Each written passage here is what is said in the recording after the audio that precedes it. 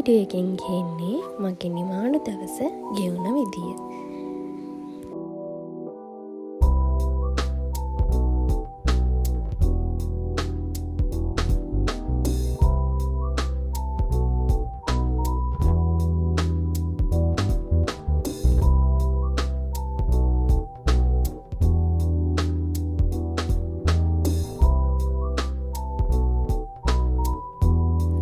ඔන්න මට හදිසියෙම උඩ එකක් හදන්න හම්බුණා.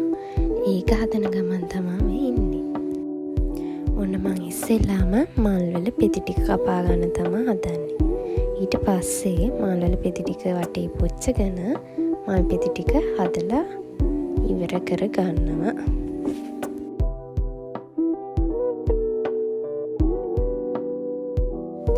ඔන්න දැන් මල්වල පෙති ටික නම් හදලා ඉවරයි.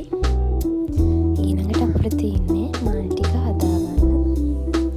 ඔන්න මල් බොකේගේ ෆයිනල් ලුක් එක. ඔන්න ඊට පස්සේ මගේ හෙයා කෙයාර් රූටින් එක පටන් ගන්න තමයි හදන්නේ. ඔන්න අපි ඉස්සෙල්ලාම අපේ කොණ්ඩේ තියෙන ගැට ටික ලියාගෙන හොඳට පීර ගන්න ඕනේ.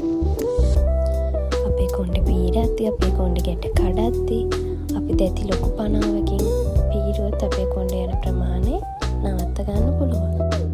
ඒ වගේම තමයි අපි කොණ්ඩේ පීරද්දී යට අකිස්සි ඉඳන් උඩට පීරන්න ඕනේ.